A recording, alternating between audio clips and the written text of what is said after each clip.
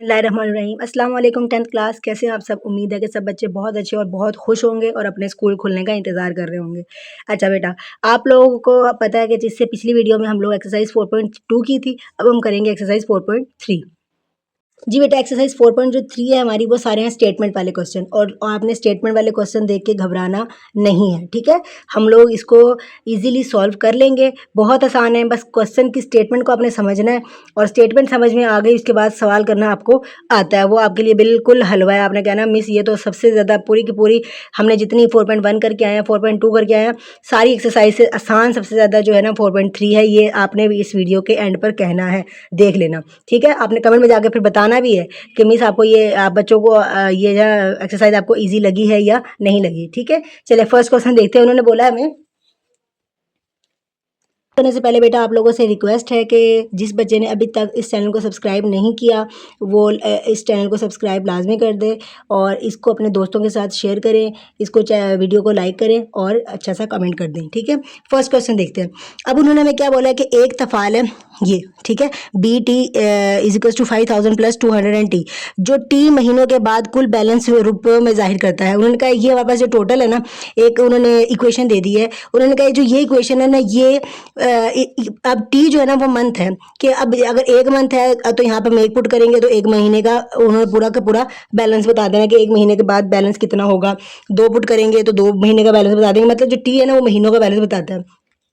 अब उन्होंने क्या कहा है कि ये जो इक्वेशन है ना, एक ओवरऑल इक्वेशन बना दी है उन्होंने और उन्होंने कहा है कि जो ना हाँ ये हमारा बैलेंस बता देता है कि कितने महीनों का यहाँ पे बैलेंस मौजूद है, ठीक है। अब यहाँ पे उन्होंने कहा है कि आपने 6 महीनों का बैलेंस मालूम करना है। तो 6 हमारे पास क्या है, टी है, तो टी हमारे पास क्या है, टी महीने है ना, तो 6 महीने हमारे पास क्या आ जाएगा, अब टी।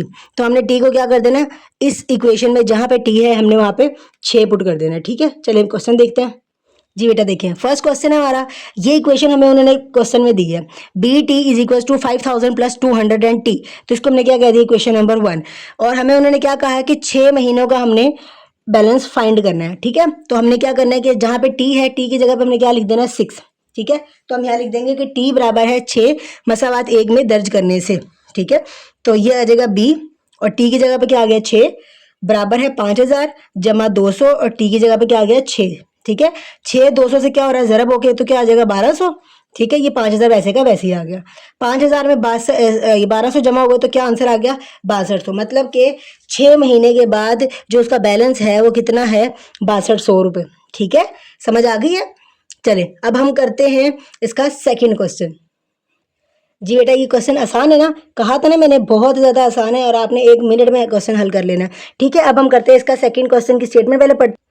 जी बेटा देखिए, स्टेटमेंट क्या कह रही है कि एक तफाल एक फंक्शन है कि वो हमारे पास फंक्शन क्या है, ये है कि एफ के इज इक्वल टू 150 प्लस 20 के, ठीक है। और जो वो कह रहे हैं कि के किलोमीटर की मुसाफत के लिए कुल किराए रुपए को जाहिर करता है। जो के है वो इतना फासला तय कर रहे हैं, ठीक है। और जो के है ना वो उसके पैसों को जाहिर कर रहा है, जो जितना फासला तय कर रहे हैं ना उसके अंदर जितने पैसे खर्च हो रहे हैं वो उस पैसों को जाहिर करता है के, ठीक है। तो उन्होंने कहा 12 किलोमीटर की सवारी के लिए कितना किराया होगा, तो हमने किराया निकालना है कितना 12 किलोमीटर की सवारी के लिए, ठीक है। चलिए अब हम निकालते हैं। हमारे पास ये इक्वेशन दी हुई है, हमने इस इक्वेशन में क्या करना है, के को क्या पुट करना है 12 पुट कर देना है बस।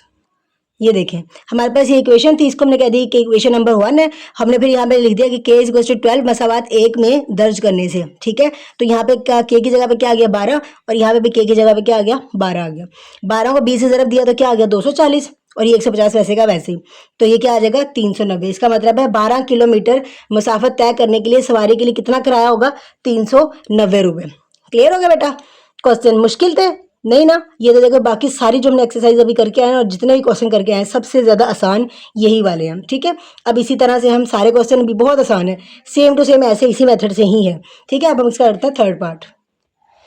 जी बेटा इसका थर्ड पार्ट क्या कहते हैं कि फैंसी सोफ़ा सेट बनाने की एक मुकर्ररा लागत कितनी है 5500 रुपये है, ठीक है। कितनी है 5500 रुपये, जिसे 5500 एन के मॉडल के तौर पर किया गया है, ठीक है। मतलब उन्होंने कह दिया कि एक सोफे पर इतनी लागत आई है और उन्होंने उसका मॉडल बना के रख दिया है कि ये इतने वो हैं 5500 का एक क्या कहते हैं, सोफ़ा है।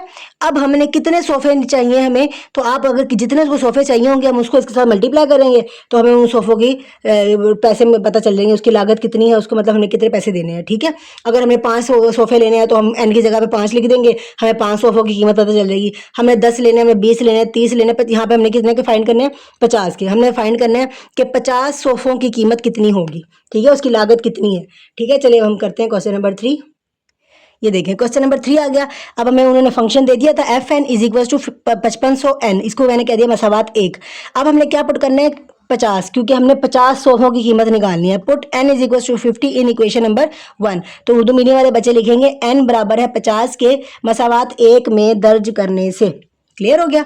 अब इस मसावात में जहां जहां n है हम वहां पे क्या पुट कर देंगे, 50। ठीक है, तो यहाँ पे n आ गया तो n की जगह पे क्या आ गया, 50 बराबर है 5500, ये 5500 आ गया। इस n की जगह पे क्या आ गया, 50। 5500 को 50 से ज़रब दी तो हमने हमारे पास क्या आ गया, 2,75,000। इसका मतलब है कि 50 सोफों की कीमत कितनी आ जाएगी, 2,75,000 रुपये उसकी कीमत है। क्लियर हो गया बेटा, ये हमारा हो चुका है थर्ड क्वेश्चन। अब हम स्टार्ट करेंगे इसका फोर्थ क्वेश्चन। जी बेटा, फोर्थ क्वेश्चन क्या कह रहे हैं कि यहाँ पे हमें तफाल क्या दिया हुआ है कि t d is equal to d by 60।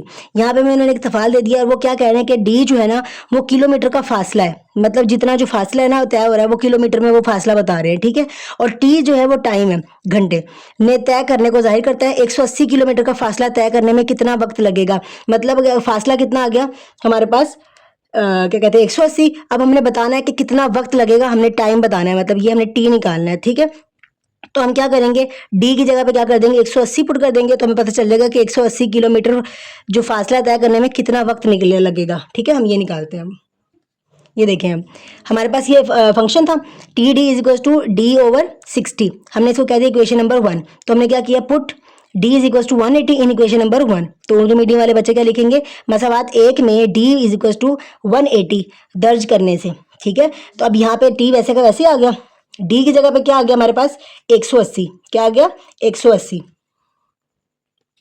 ठीक है, ये देखिए 180 आ गया, बराबर है डी की जगह पे क्या आ गया, 180, और नीचे हमारे पास क्या था, 60। क्या है ये, 60। ठीक है, 0 0 से कैंसिल, 6 3 18, तो क्या बच गया, 3। इसका मतलब है कि 180 किलोमीटर फासले को तय करने में कितने घंटे लगेंगे, हमें 3 घंटे लगेंगे। क्लियर हो गया बेटा, कोई मसला इस क्वेश्चन में, किसी भी तरह का कोई प्रॉब्लम हो तो बेटा आप लोग कमेंट में जाके पूछ सकते हैं। ठीक है, इसके बाद हम स्टार्ट करते हैं क्वेश्चन नंबर 5। जी बेटा, अब आप क्वेश्चन नंबर 5 देखें। वो क्या कहते हैं, एक कंपनी इन कोडिंग के काम के लिए 100 रुपये वसूल करती है। इसके अलावा कंपनी छापे गए हर सफ़े के लिए 5 रुपये वसूल करती है। अब उन्होंने एक तफाल दिया है। ठीक है, अब उन्होंने एक तफाल दिया है जिसमें वो इन कोडिंग के 100 रुपये ले रहे हैं और प्लस 5 रुपये किसके ले रहे हैं, पेपर के। ठीक है, छापने के। अब जहां x छापे गए सफ़ात की तादाद को जाहिर करता है, जो x है वो जितने पेपर छापे जा रहे हैं उसकी तादाद को जाहिर करता है। क्या पता वो पेपर 10 हों, क्या पता वो 100 हों, क्या पता वो 2000 हों, क्या पता वो 5000 पेपर हों, हमें नहीं पता। ठीक है, तो उन्होंने बता दिया कि ये x जो है ना वो उतने पेपर्स को जाहिर करता है। अब यहाँ पर उन्होंने कहा है कि 55 सफ़ात हमने कितने निकालने हैं, 55 सफ़ात निकालने हैं जिनको इनकोडिंग और प्रिंटिंग के काम के लिए कितना मुआवजा वसूल हो करेगी वो कंपनी। ठीक है, तो हमने क्या करना है, सिंपली हमें उन्होंने क्या दिया, इनकोडिंग का काम कितना आ रहा है, 100 रुपये। ठीक है, अब एक पेपर कितने का है, 5 रुपये का प्रिंट करेंगे वो। ठीक है, अब कितने पेपर प्रिंट करेंगे ये हमें नहीं पता, और हमें यहाँ पर उन्होंने बताया कि आपने निकालने क्या है, 55 सफ़े निकालने। 55, तो हम क्या करेंगे, जहाँ पर x है वहाँ 55 निकालेंगे और हमें पता चल जाएगा कि 55 सफ़ों के लिए उन्होंने इनकोडिंग और प्रिंट करने का कितने पैसे लिए वो हमें पता चल जाएंगे। ठीक है, अब हम करते हैं क्वेश्चन नंबर 5। ये देखें, हमारे पास स्टेटमेंट दी हुई थी, क्या दिया हुआ था, f f x is equal to 100 plus 5x। ये इक्वेशन हमें दी थी, उन्होंने फंक्शन दिया जिसको मैंने कह दिया इक्वेशन नंबर 1। ठीक है, अब हमें उन्होंने क्या कहा है कि 55 सफ़े की हमने प्राइस मालूम करनी है। तो हमने क्या करना है, जहां पर x है वहां पर हमने पुट कर देना है 55। ठीक है, तो जहां पर x आया वहां पे 55, ये वैसे का वैसे, ये भी वैसे का वैसे, जहां पर x आया वहां पे 55। इन दोनों को मल्टीप्लाई किया तो क्या आ गया, 275।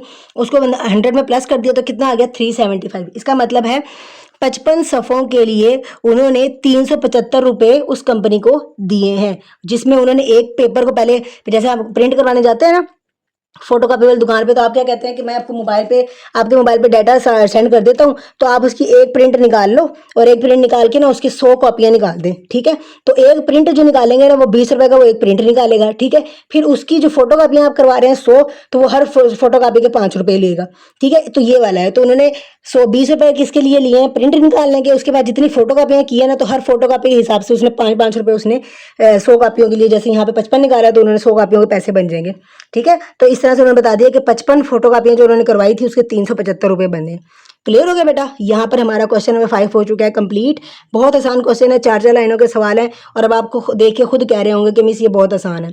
कमेंट में जाकर ज़रूर बताइएगा कि ये आसान एक्सरसाइज आपको लगी है या नहीं लगी है, ठीक है। इसके बाद हम करते हैं एक्सरसाइज क्वेश्चन नंबर 6।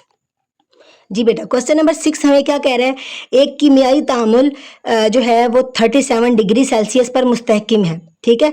कोई एक कीमियाई अमल हो रहा है जो 37 डिग्री पर है, ठीक है। ये अमल इस वक्त ज़रूर रुकना चाहिए जब दर्जा हरारत में इनहराफ 2.5 डिग्री सेल्सियस से ज़्यादा हो जाए, ठीक है। मतलब उन्होंने कहा है कि एक कमरा है, जैसे मैं आपको इन शॉर्ट बताती हूँ, जैसे हमारे घर में अगर एसी लगाओ, ठीक है, तो एसी का जो उन्होंने कहा है कि टेम्परेचर फिक्स कर दिया है उन्होंने कि जब एसी जो है ना क्या कहते हैं, जब रूम ठंडा ठंडा हो जाए ना तो एसी अपने आप बंद हो जाए। अब रूम ठंडा किस पर हो रहा है, किसी का 20 पर हो रहा है, किसी का 22 पर हो रहा है, किसी का 16 पे हो रहा है, ठीक है। तो उन्होंने एक टारगेट फिक्स कर दिया है कि जैसे यहाँ पे उन्होंने फिक्स किया कि 2.5 पर अगर दर्जा हरारत आ जाए तो वो अपने आप अमल रुक जाए, ठीक है। जैसे हम एसी का फिक्स कर दें कि अगर एसी जो है 20 पर आ जाए तो उसके बाद एसी बंद हो जाए, ठीक है, खुद ब खुद, तो वो हमने फिक्स कर दिया। इसी तरह से उन्होंने कहा है इस हालत को इस मॉडल के तौर पर दिखाया गया।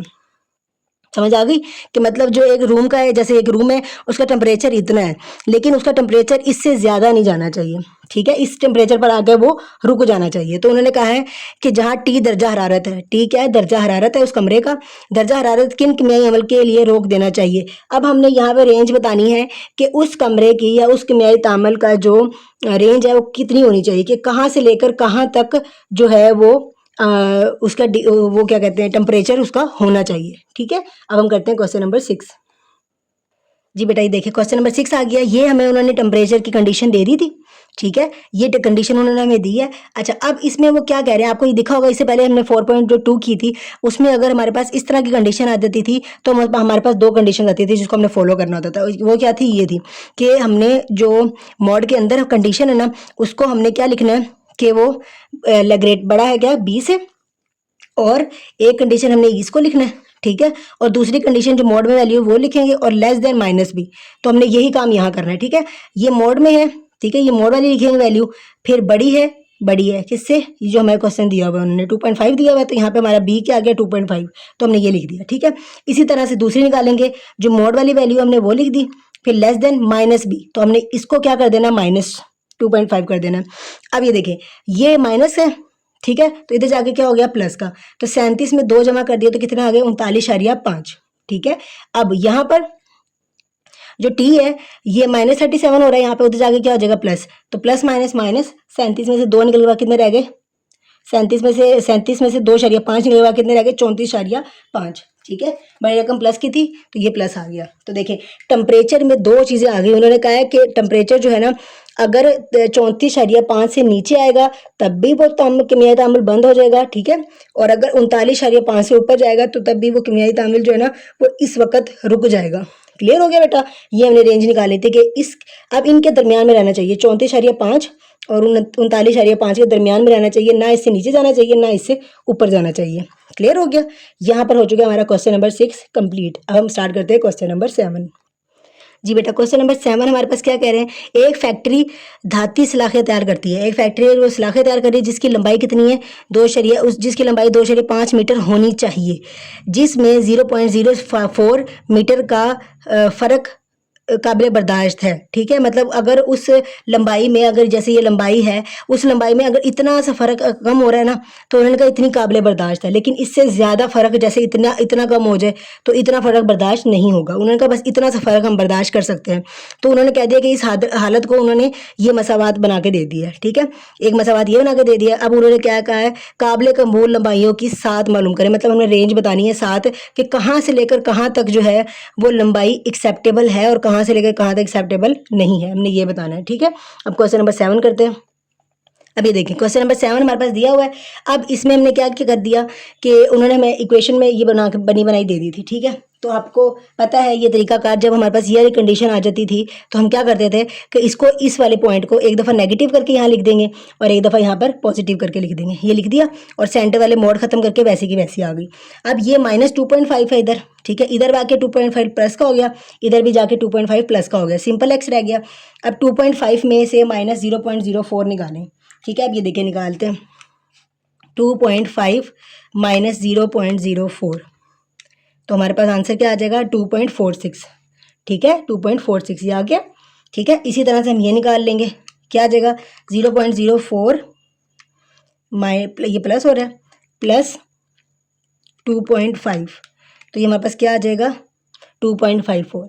इसका मतलब है कि जो लंबाई है हमारी वो इसके दरमियान में हमारे पास जो है वो लंबाई एक्सेप्टेबल है। मतलब अगर लंबाई कितनी है, अगर 2.5 जैसे उन्होंने लंबाई बताई है कि इतनी मीटर होनी चाहिए, अगर लंबाई 2.46 मतलब 46 भी होती है या 2.54 भी हो जाती है तब भी एक्सेप्टेबल होगी, लेकिन इससे ज़्यादा छोटी भी नहीं होनी चाहिए और इससे ज़्यादा बड़ी भी नहीं होनी चाहिए उस रोड की लंबाई, ठीक है बेटा, क्लियर हो गया। लंबाई क्या होनी चाहिए, या तो इतनी हो जाए या इतनी हो जाए, इनके दरमियान आए, इससे ना पीछे जाए ना इससे आगे जाए, क्लियर हो गया।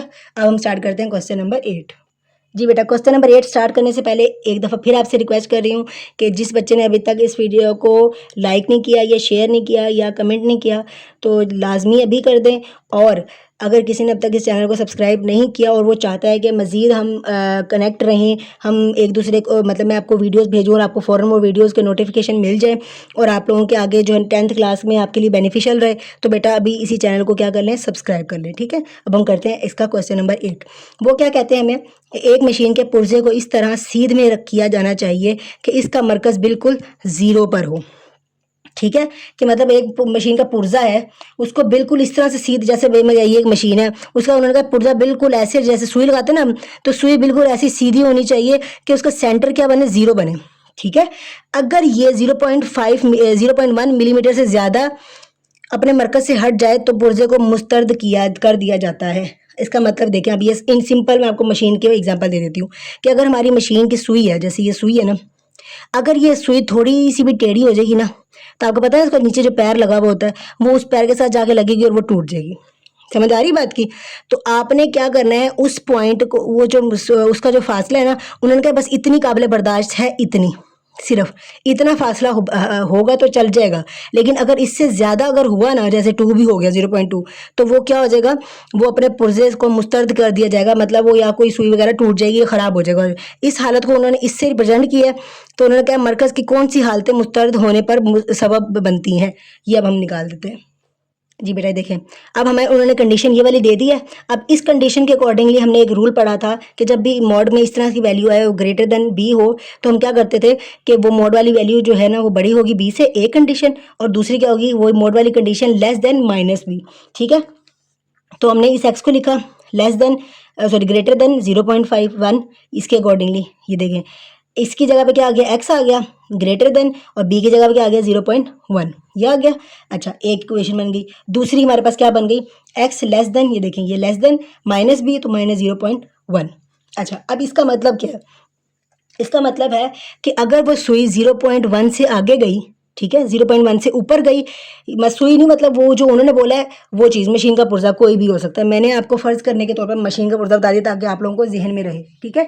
तो उन्होंने बोला अगर वो मशीन का पुर्जा 0.1 से ऊपर गया तब भी वो मुस्तरद कर देंगे, उसको रिजेक्ट कर देंगे, और अगर वो -0.1 मतलब इस -0.1 से नीचे गया तो तब भी वो उसको रिजेक्ट कर देंगे, ठीक है बेटा। ये हमारा यही आंसर था इसका, इससे ज़्यादा हमने नहीं करना है, बस ये इसका आंसर आ गया है। हमने कंडीशन बतानी थी कि वो किस वक्त उसको रिजेक्ट कर देंगे, तो इस वक्त रिजेक्ट करेंगे या तो जब 0.1 से आंसर बड़ा आएगा, ठीक है, अगर वो आगे जाएंगे, और अगर -0.1 से वो छोटे होंगे, ठीक है, क्लियर हो गया। जी बेटा, अब बताएं कौन सी एक्सरसाइज आसान थी, 4.1 आसान थी, 4.2 आसान थी या 4.3? ये जाके कमेंट में ज़रूर बताइएगा कि कौन सी वीडियो आपको, कौन सी एक्सरसाइज आपको आसान लगी है, ठीक है बेटा। अब हम इंशाल्लाह नेक्स्ट वीडियो में मिलेंगे, तब तक के लिए बेटा अपना ख्याल रखें, अल्लाह हाफिज़।